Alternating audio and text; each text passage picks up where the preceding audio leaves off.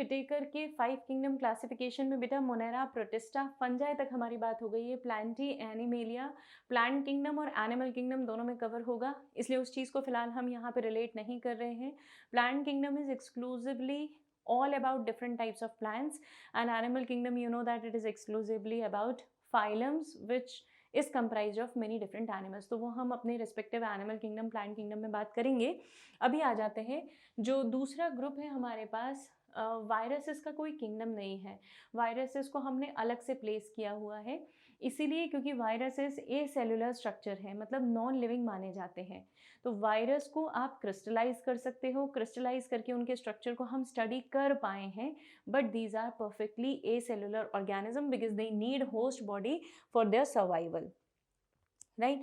ये एक पिक्चर है जहाँ पे कुछ सेल्स के ऊपर वायरस की ग्रोथ आपको दिखाई दे रही है। ये वायरस अपने टेल फाइब्रिल्स की मदद से या टेल की मदद से अपने आप को किसी भी सेल के ऊपर अटैच कर लेते हैं और फिर उसके अंदर इन्फेक्शन कॉज करते हैं। They are quite small in size, nanometer का रेंज होता है, 200 नैनोमीटर का रेंज है, इसलिए इन्हें हम सब माइक्रोस्कोपिक बोलते हैं। फाइन। ये इंट्रासेलुलर पैरासाइट्स होते हैं, स्ट्रिक्ट इंट्रासेलुलर पैरासाइट, मतलब बिना होस्ट के आप कभी भी वायरस को देखोगे ही नहीं। सो virus they always live inside the body of host. Fine.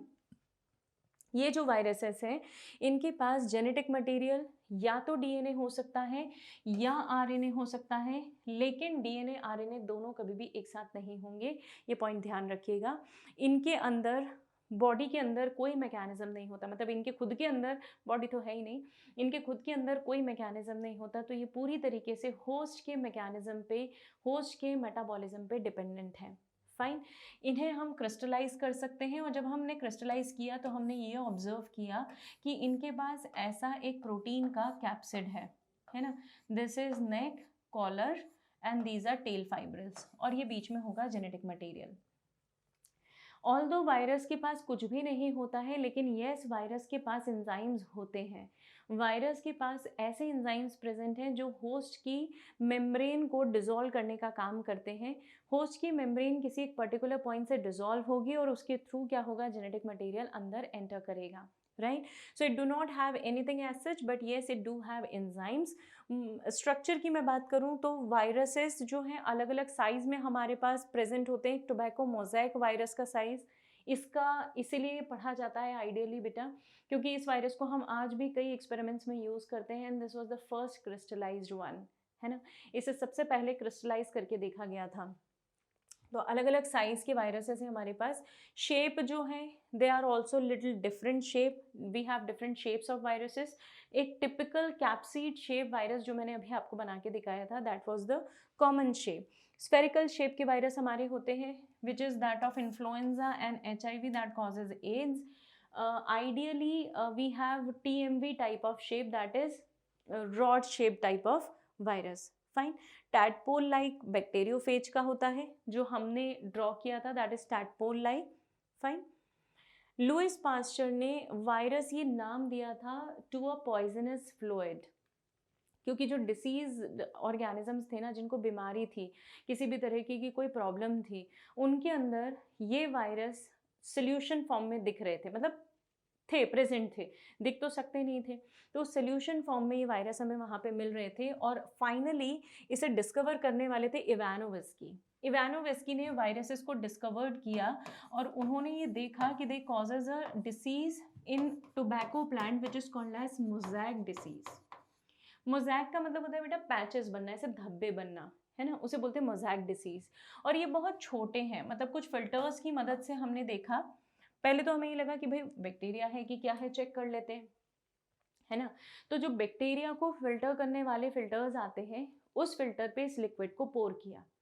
हमने ऐसा ऑब्जर्व किया कि उस लिक्विड के अंदर फिर भी वायरस प्रेजेंट थे, है ना। इसका मतलब वो जो डिसीज कॉज करने वाला एजेंट था वो उस फिल्ट्रेट में आया था। मैंने ये बैक्टीरिया फिल्टर लिया, मुझे क्या लग रहा था कि इसमें बैक्टीरिया होगा तो फिल्टर होके यहीं रह जाएगा, पर ऐसा नहीं हुआ, वो वायरस यहाँ पहुँचे।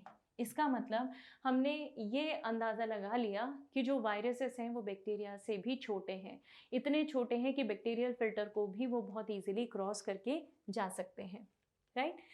Viruses they have two different types of symmetry. उनके स्ट्रक्चर की बात मैं करूँ, एक होती है हेलिकल सिमेट्री बेटा और एक होती है आइकोसाहेड्रल सिमेट्री.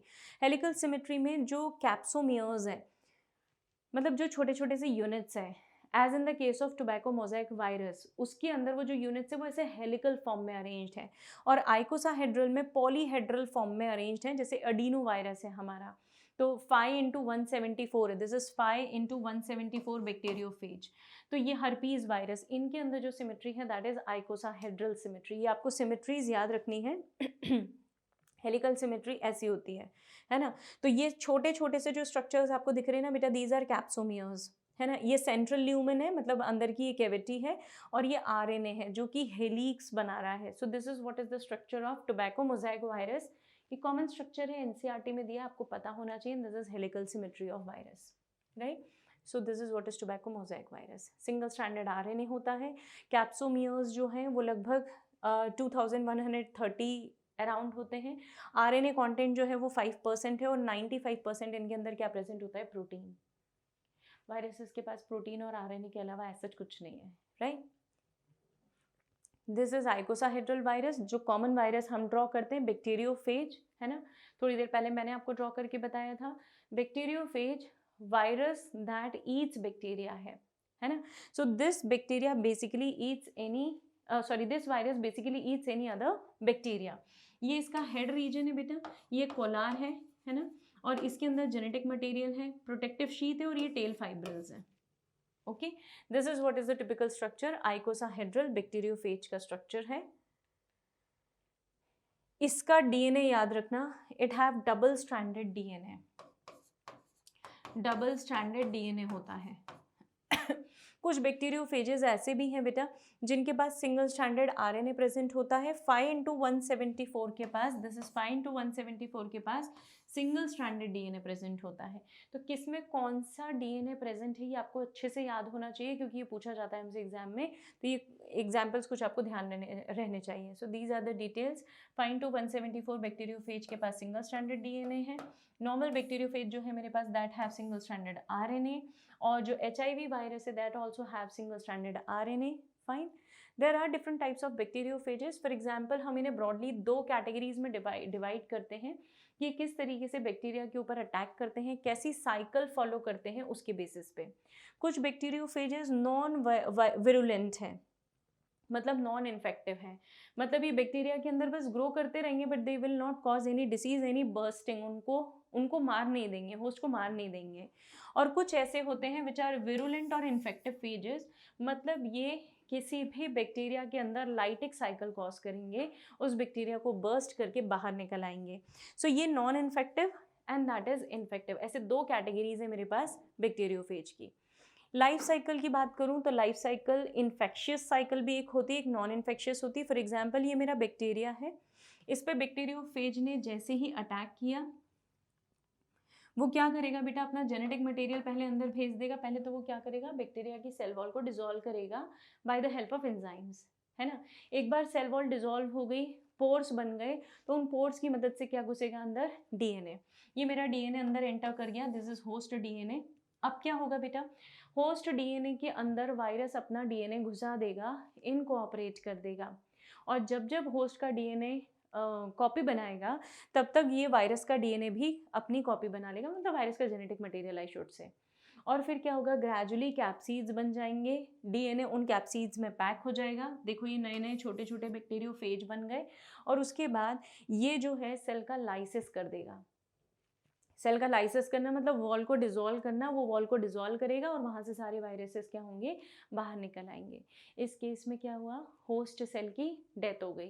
तो होस्ट सेल मर जाएगा इस केस में. लेकिन एक जो नॉन इन्फेक्टिव फेज है उसमें होस्ट सेल मरता नहीं है. Another process is when we talk about transduction, जहाँ पे कोई भी बैक्टीरियोफेज अपने अंदर का जेनेटिक मटेरियल जो है वो एक बैक्टीरिया में देता है और उस बैक्टीरिया का जेनेटिक मटेरियल किसी दूसरे बैक्टीरिया में इंसर्ट कर देता है. So one of the bacteria would be a donor and another bacteria would be a recipient. Fine. दोनों के डीएनए को एक्सचेंज करने में, मतलब एक का डीएनए दूसरे में डालने में मदद कौन कर रहा है, हमारा वायरस. इस प्रोसेस को हम बोलते हैं transduction. Okay. Now there are certain plant diseases which are caused by virus, ये लीफ कर्ल ऑफ पपाया है. Normally leaf blade is flat, लेकिन लीफ ब्लेड अगर मार्जिन से ऐसे कर्ल होने लग गई तो that is called as leaf curl of papaya. This is tobacco mosaic. Normal leaf ऐसी दिखती है, मोजैक लीफ पे ऐसे धब्बे धब्बे दिखेंगे आपको, क्लोरोफिल स्पॉट्स पे मिसिंग दिखेगा, एब्सेंट दिखेगा. Fine. This is potato sorry, this is potato leaf roll and this is yellow vein disease of ladies finger. मतलब उसकी जो लीफ होती है उसमें वेन के क्रॉस क्या हो जाते हैं बेटा, क्लोरोफिल जो है वो मिसिंग हो जाते हैं, खत्म हो जाते हैं. So these are some common plant diseases. Okay, now let us talk about the life cycle of bacteriophage. these are the diseases which we already talked about, है ना, ये diseases का classification है. now let us talk about cyanophages. cyanophages ऐसे viruses हैं जो blue green algae को, cyano refers to blue green algae, तो जो ब्लू ग्रीन एल्गी को इन्फेक्ट करते हैं उन्हें हम साइनोफेज बोलते हैं. माइकोफेजेस का मतलब होता है जो फंजाई को इन्फेक्ट करते हैं. फंगस को इन्फेक्ट करने वाले माइकोफेजेस के पास genetic material double stranded DNA होता है ना. यहाँ से आपको पॉइंट्स ध्यान रखने हैं. वायरियोइड्स, वायरियोइड्स क्या होते हैं बेटा, फ्री इन्फेक्शियस आरएनए, है ना. मतलब जो ना वायरस है लेकिन वायरस से भी छोटे हैं, सिर्फ आरएनए के पार्टिकल्स हैं, आरएनए है, और ये आरएनए ऐसे ही फ्रीली रह रहे हैं. डेनर ने इन्हें, इनके बारे में हमें बताया था, इन इन्फेक्शियस एजेंट्स के बारे में बताया था. These are just infectious agents, और इवन ये वायरस से भी छोटे हैं. बैक्टीरिया से छोटा वायरस और वायरस से छोटा वायरियॉन्स, ठीक है, वायरियोइड्स. तो ये वायरियोइड्स जो है ये वायरस से भी स्मॉलर पार्टिकल्स हैं and these are nothing but just infectious agent. ये सिर्फ डिसीज़ ही कॉज करते हैं. अगर इनके अंदर आप ऑब्जर्व करें तो जो जेनेटिक मटेरियल है that is single stranded RNA, और ये स्पिंडल ट्यूबर डिसीज कॉज करते हैं पोटैटो में. Fine, they cause potato spindle tuber disease. अच्छा, ये नेकेड पार्टिकल्स होते हैं. नेकेड पार्टिकल से मेरा मतलब है इनके ऊपर कोई प्रोटीन का कैप्सिड कवरिंग नहीं है, so they are capsid free particles and only single stranded RNA. Now the next infectious agent is basically prions, जो कि और छोटे छोटे प्रोटीनेशियस इन्फेक्शियस एजेंट हैं. वायरियोइड्स जो होते हैं ना बेटा वो आरएनए इन्फेक्शियस मतलब RNA type of infectious agents हैं, और ये protein type of infectious agents हैं which we call them as prions. Prions जो है ना दे आर एसोसिएटेड विद कुरु. कुरु का मतलब होता है लाफिंग डेथ, जो कि ह्यूमंस में होती है ना. जेकब ने ये पर्टिकुलर डिसीज प्लांट्स और ह्यूमंस और एनिमल्स में ऑब्जर्व की and they observe that this disease is basically because of prions. इसके अलावा स्क्रेपी डिसीज जो कि शीप और गोट में होती है, मैड काउ डिसीज होती है जो कि बोवाइन, पूरी बोवाइन फैमिली में होती है ना, कैटल फैमिली में होती है. ये सारी डिसीजेज जो है मैड काउ डिसीज वगैरह ये सब किसके थ्रू होती है, प्रियॉन्स के थ्रू. तो prions are nothing but they are infectious proteinaceous agents, right. And viroids क्या होते हैं, infectious RNA without any capsid, without any covering. Let us talk about the next group of organism that is lichens. अब बस कुछ छोटे छोटे से groups हैं बेटा जो हमारे बायोलॉजिकल क्लासिफिकेशन में आ रहे हैं, तो इनको हम एग्जाम के पॉइंट ऑफ व्यू से देखेंगे. See we have left with plant and animal, that is going to be get covered in plant kingdom and animal kingdom respectively, right. चलिए लाइकन्स के बारे में थोड़ा बता दें आपको. लाइकन्स एक एसोसिएशन है एल्गी एंड फंजाई का, फाइन, जिसमें जो फंगल सेल्स होते हैं और एल्गी सेल्स जो होते हैं वो इस तरीके से अरेंजमेंट में है. मतलब अंदर की तरफ आपको क्या दिखेगी, एल्गल लेयर, है ना, और बाहर की तरफ मतलब टुवर्ड्स सॉइल आपको क्या दिखेंगे, फंगल हाइफे. और फंगल हाइफे जो हैं वो कई बार एल्गी के सेल्स को होल्ड करके रखे हुए भी हैं. फंगल हाइफे रूट्स के आसपास से मिनरल्स को अब्जॉर्ब करेंगे और एल्गी को वो मिनरल्स पास ऑन करेंगे.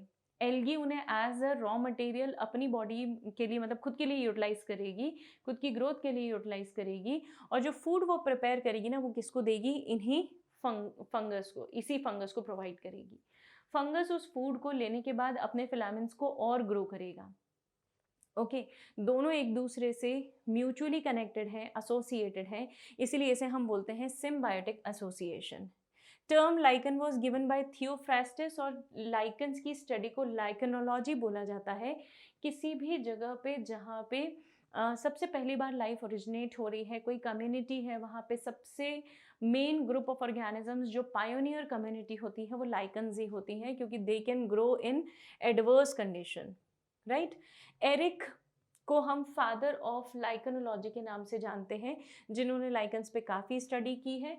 हमें लाइकन्स का जब एसोसिएशन दिखता है उसमें दो कंपोनेंट्स, एक एल्गल कंपोनेंट जिसे फाइकोबायोंट बोलते हैं और एक फंगल कंपोनेंट जिसे माइकोबायोंट बोलते हैं। ऐसे दो कंपोनेंट्स होते हैं किसी भी लाइकन में। This we have already talked about. ये फोटोसिंथेसिस की बात चल रही है या सिम्बायोटिक एसोसिएशन या म्यूचुअलिज्म की बात चल रही है, जहाँ पे दोनों पार्टनर्स एक दूसरे को क्या करते हैं, बेनिफिट करते हैं। So lichens as I told you कि ये पायनियर कम्युनिटीज़ हैं, पेरिनियल है, बहुत लंबे समय तक एग्जिस्ट करती हैं, बेयर रॉक्स चट्टानों पर भी ग्रो कर जाती हैं, वहाँ पे मॉइस्चर और ह्यूमस का कंटेंट बढ़ाती हैं। इसके अलावा ये बहुत स्लोली ग्रो करती हैं, लॉन्ग लिव्ड, बहुत लंबे समय तक उस कम्युनिटी में, उस इकोसिस्टम में रहेंगी। They are very good indicators of pollution, right. किसी जगह अगर सल्फर डाइऑक्साइड बहुत ज़्यादा रिलीज हो रहा है तो वहाँ पे लाइकन्स की ग्रोथ नहीं होगी। जैसे ही आपको लाइकन्स की ग्रोथ धीमी पड़ती हुई दिखाई दे जाए, आप समझ जाइएगा कि यहाँ पे पोल्यूशन का रेट काफ़ी ज़्यादा है। These are different categories of lichens which we have. NCERT से थोड़ा ऊपर चल रहे हैं हम। रॉक्स पे जो लाइकन्स ग्रो करती हैं उन्हें सैक्सीकॉलर्स बोलते हैं। अगर लाइकन्स जो ट्री बार्क के ऊपर ग्रो करती हैं, जैसे उस्निया, ये जो लाइकन सीधा पेड़ों की छालों पर ट्री बार्क पे ग्रो करती है, उसे कॉर्टिकॉलर्स बोलते हैं। सॉइल पे डायरेक्टली ग्रो करने वाली क्लेडोनिया को हम टेरिकॉलस बोलते हैं, और लाइकन्स जो कि लकड़ियों पे ग्रो करती हैं उन्हें लिग्निकॉलस बोलते हैं, है ना। Lignin for the deposition, lignin you know ना, the deposition of a substance which takes place in plants. तो लिग्निन का, हेमिसेलुलोज का, सेलुलोज की तो सेल वॉल बनी ही होती हैं, तो these are the depositions, right.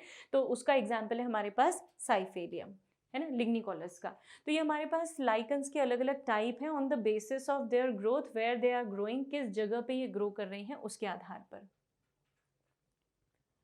अब अगर लाइकन्स का क्लासिफिकेशन देखें उनके थैलस के बेसिस पे, तो ब्रीफ में देखेंगे हम क्योंकि बहुत ज़्यादा डिटेल्स है नहीं इसके। तो we have crustose lichen, foliose lichen and fruticose lichen. इनका थैलस किस तरीके का है बेटा, है ना। थैलस के बेसिस पे हमने इन्हें क्लासीफाई किया। फॉर एग्जाम्पल, अगर फ्लैट थैलाई होगा तो उसे हम किस में रखते हैं, क्रस्टोज लाइकन्स में। ये लाइकन्स ना मोस्टली आपको चट्टानों पे मिलेंगी, रॉक पे, सबस्ट्रेटम पे अटैच जो हैं, या किसी भी कहना चाहिए जो आपके हार्ड सरफेसेस है ना, वहाँ पे जो अटैच है, जहाँ पे कोई लाइफ नहीं हो सकती, वहाँ पे जो अटैच होगी वो कौन सी होगी, crustose lichen. Fine. Then I have foliose lichen, जो कि जिनका थैलस फ्लैट तो होता है पर लीफ के शेप का होता है, उन्हें हम फॉलियोज बोलते हैं। ये सबस्ट्रेटम से अटैच होती है, लेकिन किसकी मदद से, एक स्पेशल राइजोइड की मदद से, that secrete certain chemicals called as rhizines. Fine. तो किसी भी सबस्ट्रेट पर अटैच होने के लिए इसे कुछ केमिकल्स रिलीज करने पड़ते हैं, जैसे पामेलिया। फ्रक्टोज लाइकन्स ये और थोड़ी सी बड़ी होती हैं, साइज बड़ा होता है इनका, श्रब लाइक बोल सकते हैं, जैसे श्रब डेवलप्ड होते हैं ना वैसे होते हैं, सिलेंड्रिकल होते हैं, ब्रांच होते हैं, हल्के से लीफी लाइक स्ट्रक्चर्स भी दिखेंगे। So they are more clearly visible. Erect grow करते हैं बेटा, या किसी सबस्ट्रेट से लटक भी सकते हैं, हैंग भी कर सकते हैं, दे आर वेरी फ्लेक्सिबल। इसमें एक म्यूसिलेजिनस की डिस्क होती है, ठीक है। ये म्यूसिलेजिनस की डिस्क या शीट इन्हें किसी भी सरफेस से चिपकने में, अटैच होने में मदद करती है। So this is how we have classified lichens on the basis of their thalli, shape of thalli. Flat होगा तो crustose, flat but leaf like होगा, और अगर उसमें लोब्स भी प्रेजेंट है तो दैट इज माई फॉलियोज। और फ्रुक्टियोज में shrub like cylindrical branched filaments होते हैं, सॉरी ब्रांच स्ट्रक्चर्स होते हैं, that will be under fruticose lichens. See this is how they look like. इनका थैलस जो है वो इस तरीके का दिखेगा, ये बाइलोब्ड है बेटा, है ना, इसको बोलते हैं लोब। और वो छोटे छोटे श्रब लाइक दिख रहे हैं, है ना, ये दिख रहा है आपको, सिलेंड्रिकल है, लंबा है, इलोंगेटेड है, and this is totally flat. Fine. So this is how we have classified various lichens. Now when we talk about reproduction in lichens, तो इनके अंदर एक सिंपल रिप्रोडक्शन की स्ट्रैटेजी है बेटा, वेजिटेटिव प्रोपगेशन है। थैलस जो है वो छोटे छोटे पीसेस में कन्वर्ट हो जाता है and each thalli will grow into a new lichen. इसके अलावा नया लाइकन जो है उस नए लाइकन में भी हमेशा ये इंश्योर किया जाता है कि फंगल पार्ट भी होगा और एल्गल पार्ट भी होगा, फाइकोबायोन्ट एंड माइकोबायोन्ट दोनों चीज़ें प्रेजेंट होंगी। सेक्सुअल रिप्रोडक्शन लाइकन्स में देखें तो फंगल कंपोनेंट जो है उसके अंदर जैसा रिप्रोडक्शन होता है वैसा होगा, है ना। तो मेल सेक्स ऑर्गन को यहाँ पे नाम हमने अलग दिया है, स्पर्मोगोनियम दिया है, और फीमेल सेक्स ऑर्गन्स को हमने कार्पोगोनियम नाम दिया है, सिर्फ नाम चेंज किए हैं। तो एक फंगल कंपोनेंट में स्पर्मोगोनियम और कार्पोगोनियम जो है ये मेल फीमेल सेक्स ऑर्गन्स होंगे रिस्पेक्टिवली। एसेक्सुअल रिप्रोडक्शन में लाइकन्स का फंगल जो पार्ट है, जो फिलामेंटल पार्ट है, हाइफी जो है, वो एसेक्सुअल स्ट्रक्चर्स प्रिपेयर करता है, कोनिडिया, ओडिया, कोनिडिया, ऐसे स्ट्रक्चर्स प्रिपेयर करता है। ये डिस्पर्स हो जाते हैं बेटा एयर में, और जहाँ पे भी जर्मिनेट होंगे, फेवरेबल कंडीशंस मिलेंगी, जहाँ पे भी जर्मिनेट होंगे, they will give rise to a new fungal hyphae. ये न्यू फंगल हाइफी फिर किसी एल्गी को पकड़ लेता है, किसी एल्गल कंपोनेंट से एसोसिएशन बना लेता है, एंड अल्टीमेटली फिर से आपके पास न्यू लाइकन का थैलस बन जाएगा, राइट। हमेशा एसोसिएशन ज़रूरी है। तो सेक्सुअल रिप्रोडक्शन जब होगा तो majorly will be followed by fungus. Fungus का सेक्सुअल रिप्रोडक्शन जैसे अभी तक हमने पढ़ा है सेम वैसे ही होगा। वो होने के बाद जो हाइफी बनेगा, है ना, जो नया हाइफी प्रिपेयर होगा, वो हाइफी किसी दूसरे एल्गल कंपोनेंट को देख के उसके साथ क्या कर लेगा, एसोसिएशन बना लेगा। सो this is how they reproduce asexually. Asexual reproduction will be through spores, है ना, फंगस के अंदर जहाँ पे गैमीट्स फ्यूज होंगे वहाँ पे सेक्सुअल रिप्रोडक्शन होगा, but majorly in the case of lichens it would be asexual reproduction. अब इकोलॉजिकल इंपॉर्टेंस लाइकन्स का क्या है, that I already told you बेटा, ये पायोनियर वेजिटेशन है ना। तो लिथोसीर में मतलब जहाँ पे लैंड पे कम्युनिटी शुरू होती है डेवलप होना, लैंड पे लाइफ ओरिजिनेट होती है, लिथोसीर बोलते हैं उसे, और उस रॉकी सरफेस पे सबसे ऑर्गेनिज्म, सबसे पहला ऑर्गेनिज्म जो होगा, जो ग्रोथ शो करेगा, लाइफ ओरिजिनेट करेगा, दैट विल बी लाइकन्स।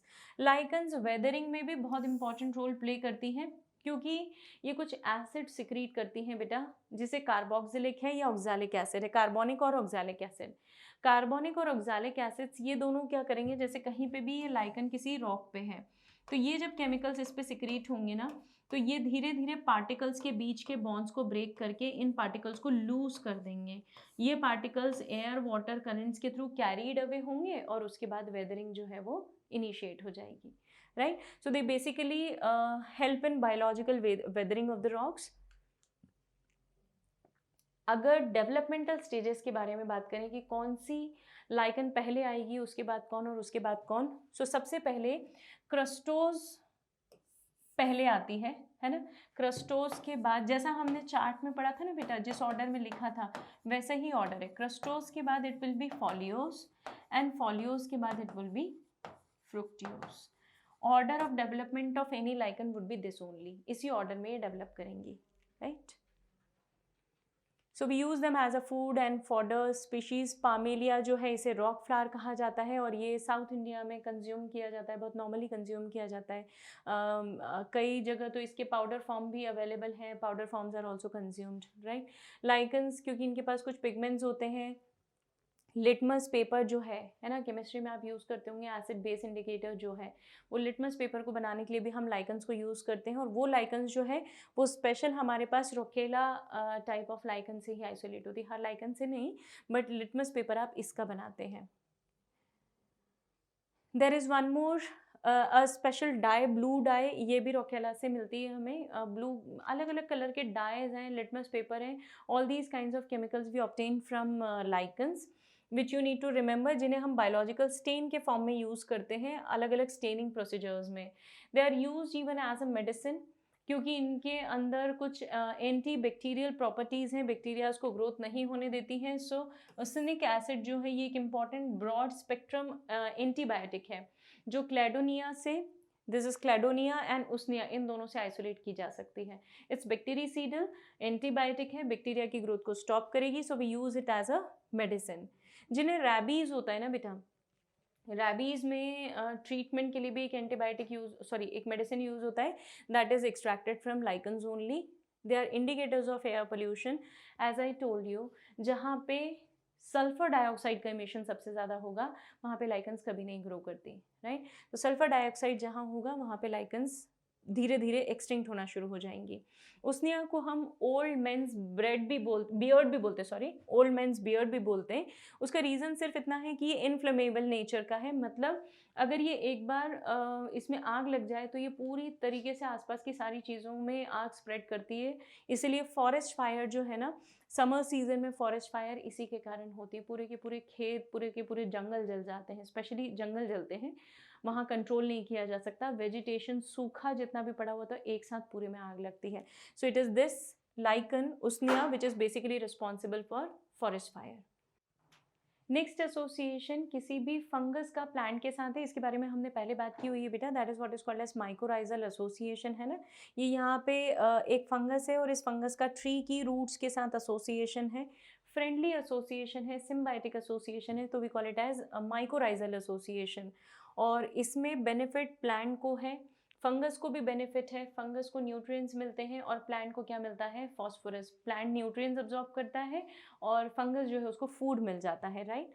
तो माइकोराइजा में दो टाइप के माइकोराइजल एसोसिएशन है, एक एक्टोमाइकोराइजा है बेटा और एक एंडोमाइकोराइजा है। एंडो मतलब जो अंदर की तरफ ग्रो करेगा, मतलब अंदर की तरफ एसोसिएशन रखेगा, और एक्टो मतलब जो सिर्फ सरफेस पे एसोसिएशन रखेगा, राइट। तो देखिए एक्टोमाइकोराइजा क्या होता है, जहाँ पे surface of root is completely covered by pseudo parenchymatous sheath, है ना। मैंने आपको बताया ना कि यहाँ पे सरफेस पे एसोसिएशन होगा, तो स्यूडो पेरेन्काइमेटस शीथ से पूरी की पूरी रूट का जो सरफेस है वो कवर हो जाता है। और ये शीथ किसकी बनी हुई है, फंगस की बनी हुई है। फंगस में भी इस शीथ को कौन बनाएगा, फंगल हाइफी बनाएगा, राइट। तो ये याद रखेंगे आप। इसके अलावा फंगल हाइफी जो है वो इंटरसेल्युलरली, मतलब जो कॉर्टिकल सेल्स हैं रूट्स के, उनके बीच में नेट बना लेता है, ठीक है। अंदर एक पूरा जाल बना लेगा जिसे हम हर्टिग नेट बोलते हैं, और यहाँ पे वो अपनी ग्रोथ कंटिन्यू करता है क्योंकि प्रोटेक्टेड एनवायरनमेंट है।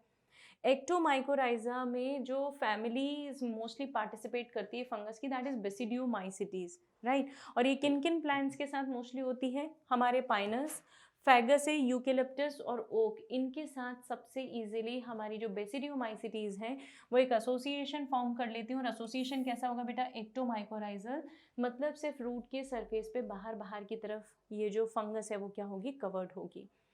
द अनदर इज एंडोमाइकोराइजा, मतलब जहाँ पे स्यूडो पेरेन्काइमेटस सेल्स जो है वो नहीं बनते, जो शीत है वो नहीं बनती है, और यहाँ पर फंगल हाइफी जो है ये कॉर्टिकल सेल्स के अंदर, मतलब सपोज ये रूट है ना, तो इस रूट के अंदर कॉर्टिकल सेल्स में, I should draw it differently, wait, ये जो रूट सेल्स हैं, इन रूट सेल्स के अंदर ये जो नॉब लाइक स्ट्रक्चर्स बन रहे हैं, या ये जो फंगल हाइफी सेल्स हैं ये रूट के अंदर एंटर कर जाते हैं और वहाँ पे अनब्रांच्ड नॉब लाइक स्ट्रक्चर्स बनाते हैं जिन्हें हम वेसाइकल्स बोलते हैं। ये ऐसे वेसाइकल्स बना लेते हैं, ठीक है। इन्हें हम एर्बेस्क्यूल बोलते हैं क्योंकि कॉर्टिकल सेल्स में ये ब्रांच ट्री लाइक स्ट्रक्चर्स बन रहे हैं, ऐसे ट्री लाइक स्ट्रक्चर्स बनेंगे, इन्हें हम एर्बेस्क्यूल बोलते हैं, है ना। तो कॉर्टिकल सेल्स में इन फंगल हाइफी का एक पूरा का पूरा कनेक्शन, एक पूरा जाल बन जाता है। We call this as vesicular arbuscular mycorrhiza, we also call it as VAM short form में। ये फॉस्फेट का यूटिलाइजेशन सबसे अच्छा करवाती है प्लांट को, राइट। तो जितना भी रूट्स के आसपास फॉस्फेट अवेलेबल होगा उस फॉस्फेट को अब्जॉर्ब कर करके किसे हैंड ओवर करेगी, प्लांट को हैंड ओवर करेगी, and this is how plant is benefited. Endomycorrhizal association zygomycetes के मेंबर्स सबसे ज़्यादा परफॉर्म करते हैं। हमें एक एक फंगस में कौन कौन से एसोसिएशन है वो याद रखना है, प्लस लाइकन्स के एसोसिएशंस और उसके अलावा माइकोराइजल एसोसिएशन, राइट।